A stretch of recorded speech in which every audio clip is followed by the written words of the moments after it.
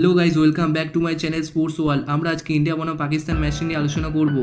Bowling master ক্লাসে ঐতিহাসিক জয় ভারতের, নিউ ইয়র্কে হেরে বিদায়ের মুখে পাকিস্তান।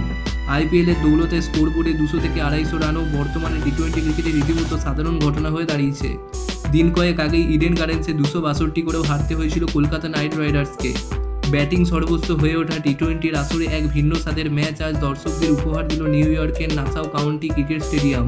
4 ছক্কার আস্ফালন নয়, বরং বোলিংয়ের কারিকুরি ঠিক করে দিল ম্যাচের ভবিষ্যৎ।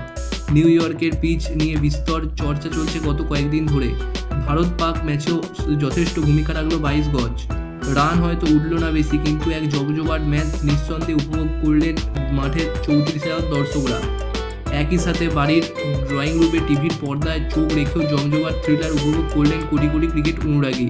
টসে জিতে আজ প্রথমে বোলিংয়ের সিদ্ধান্ত নিয়েছিল পাকিস্তান। ব্যাট করতে নেমে নাসিম শাহ, শাহিন আফ্রিদিদের আক্রমণে একটা সময় দিশাহারা অবস্থা হয়েছিল টিম ইন্ডিয়ার। বিরাট, রোহিত, সূর্য, হার্দিক তারকার অভাব ছিল না ব্যাটিং লাইন আপে, কিন্তু রান পাননি কেউই। ঋষভ পন্থের লড়াকু ইনিংসের উপর ভর করে 119 রান তোলে মেইন ইন ব্লু।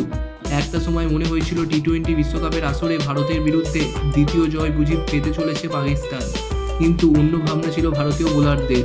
2022-এর টি-20 বিশ্বকাপে বাবরদের মুঠো থেকে জয় ছিনিয়ে গিয়েছিলেন কোহলির ব্যাট।